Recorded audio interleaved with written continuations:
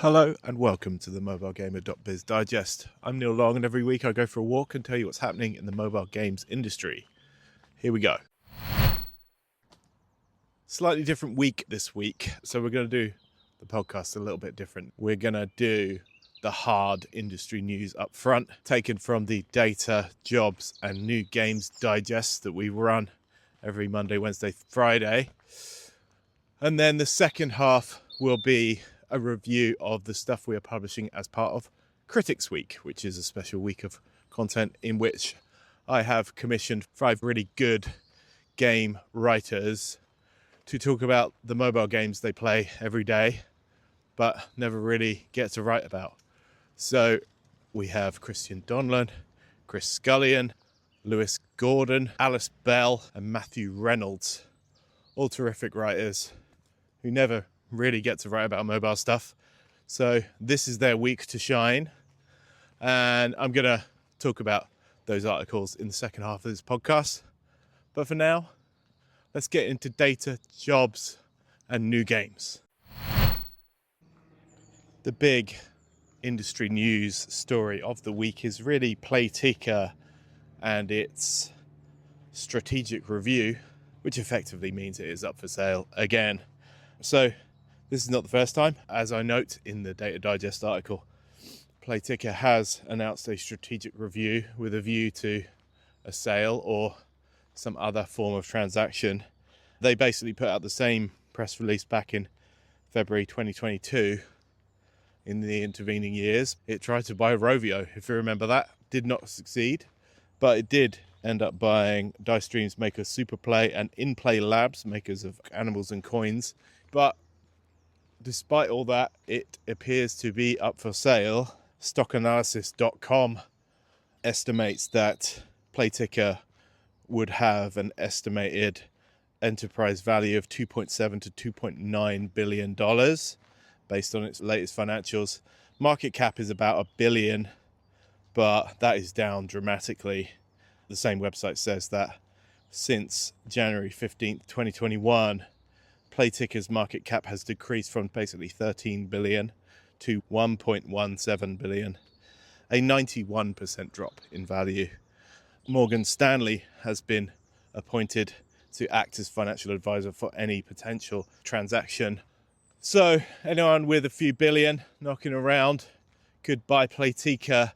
Its various casual games, including Best Fiends, June's Journey, Pearl's Peril, etc., as well as a few pretty successful social casino games, which you would assume are probably the crown jewel in the portfolio.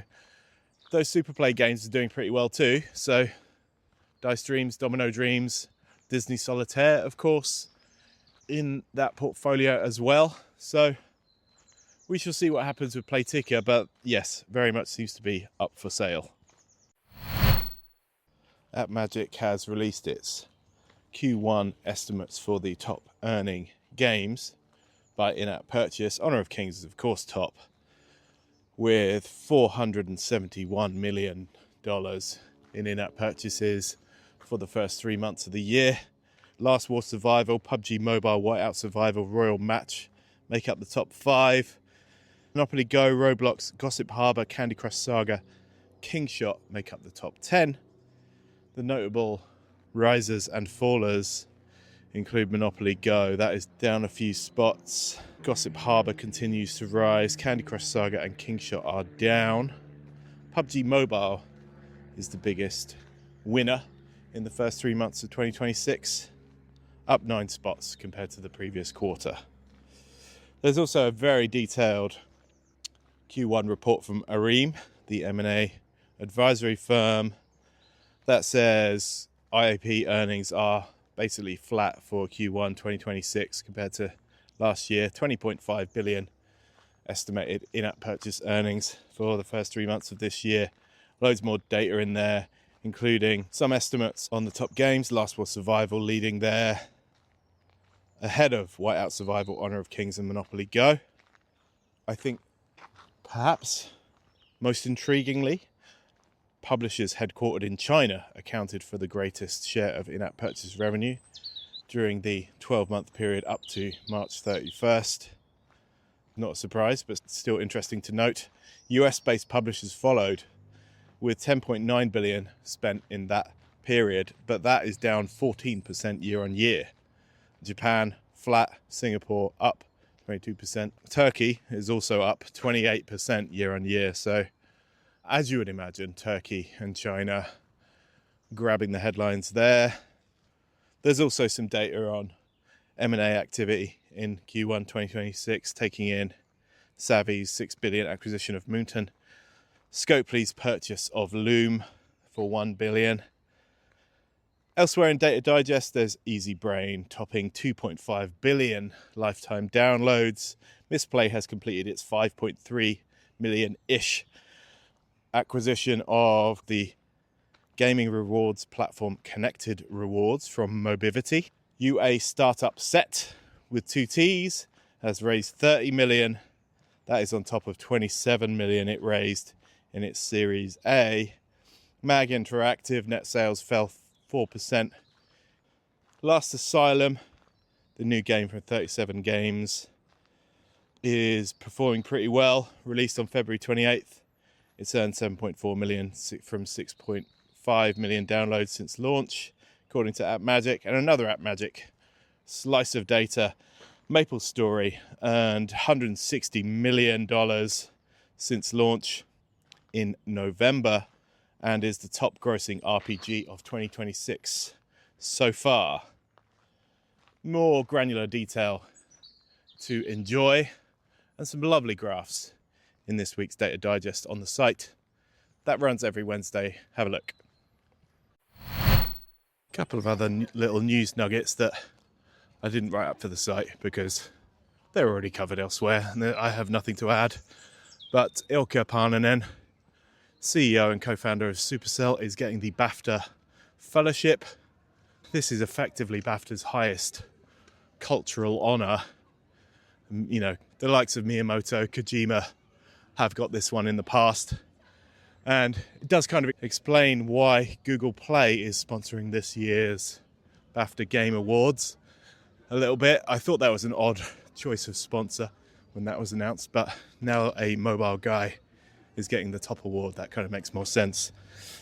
And the other bit of news, which will be in the New Game Digest on Friday, but those of you in the UK may have missed, because it was announced on Monday, a bank holiday, is that Netflix has launched its own dedicated kids gaming app, Netflix Playground. That is out now on iOS and Android, and I think is a smart move. The kids market does not get as much press as all the other bits of the market, and it's actually a really valuable part of the games ecosystem. So Netflix making a play to be the trusted source of kids games, I think is pretty smart, and with the subscription element to it too, considering most people are already Netflix members, this seems like a no-brainer for a lot of parents, including myself. So yeah, good move from Netflix, I think. Exola connects developers with the resources they need to build, fund, launch, and monetize their mobile games globally. With Exola Webshop, sell virtual items, in-game currency, subscriptions, and custom offers directly to players, while driving up to 5 times the revenue growth. With the industry's #1 webshop solution, Exola provides the tools for developers to focus on what's most important: creating great games. Visit Exola.com to learn more. That's XSOLLA.com. Lots going on in the Jobs Digest this week. Moves at Scopely, Google, Crazy Labs, Small Giant, Griffin, Funday, Stillfront, Loom, Miniclip King, Activision Blizzard, and Supercell. It would be quite tedious for me to read all of this out here on the podcast. Have a look at the website. A quick look at the New Game Digest from last Friday. A couple of things worth mentioning in here. Scopely has launched Monopoly Go Chat, a new sort of companion app for Monopoly Go that allows players to chat and probably access some web shop action. A Rec Room has closed, which was one of the early VR/metaverse contenders. that didn't quite make it. Monster Hunter Outlanders, a Timmy Studio and Capcom collab, is edging closer to launch. There's a second beta coming up for that one. The Division Resurgence is out now. Petit Planet, Hoyo versus Crack at the Animal Crossing market. There's a new closed beta coming for that later this month for iOS, Android and PC. And a deep cut for more mature listeners, Chucky Egg. Might be just a British thing, but this is a retro classic platformer. This is even before my time, but I think it was on the Spectrum or something. That is launching soon on Apple devices. There's a load of Apple Arcade games coming as well, and there's also news of Elder Scrolls Blades and Marvel Mystic Mayhem closing, which is fun. Let's do a quick bit on Critics Week as well, shall we? I did one of these in January and people seemed to like it. It also gives lots of game critics that I like the excuse to write about mobile games that they do play practically every day, but never get to actually write about. You've got Donlan, one of the great game critics, saying that Brawl Stars Showdown mode is better than Fortnite. I think that's notable. I tend to agree, actually. When Brawl Stars came out, I was working at Apple and was responsible for a lot of the editorial side of that launch. And when I was playing it, before launch and afterwards, Showdown did strike me as the most compelling bit of the game, actually. The other parts of it do take a little bit more explaining. But Battle Royale, as Donlan says in that article, doesn't need explaining at all. It's just kill or be killed. Last one standing. And I too like the simplicity of that. Elsewhere you got Matthew Reynolds, who says Monster Hunter Go is actually better than Pokemon Go and is arguably Niantic's best game. This got picked up on Reddit a little bit by that game's community, and clearly because Monster Hunter is naturally a slightly more hardcore franchise, you can see that Niantic's had the chance to add some slightly more complex mechanics into the game, and Matthew does a good job of explaining why this makes it a superior game for people who are more inclined to play slightly deeper monster collecting games compared to Pokemon Go. Alice Bell writes really nicely about a Picross game that she plays sometimes over 3 hours a day. This is exactly what I mean by mobile games played by game critics that are never written about. I'd never heard of this game before, but she plays it practically every day for hours, and it's an interesting piece about ADHD and self-medicating. And there's also my old colleague and friend Chris Scullion, who is a games media legend and Nintendo legend. He writes really nicely about Pocket Card Jockey and why that game is so compelling, although he is worried it's going to disappear from Apple Arcade like so many other games have in the last few years. I think that he's even got an interesting stat in that article about how many Apple Arcade games have left. I think it's over 170 from memory. And then you got Lewis Gordon, a culture and games writer. He's got bylines everywhere, New York Times, The Verge, etc., etc.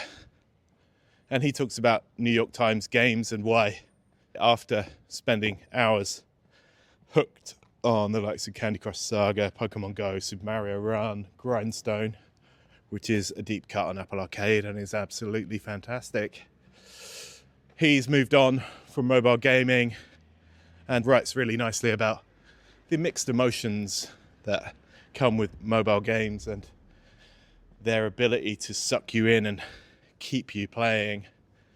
So really good stuff, Critics Week. You know, obviously a big reason I do these special weeks is also to take a little bit of time off and look after my children. And actually I'm on my way back to do some babysitting right now. So let's call it a day there. Thank you for listening. Normal service resumes next week. Bye-bye.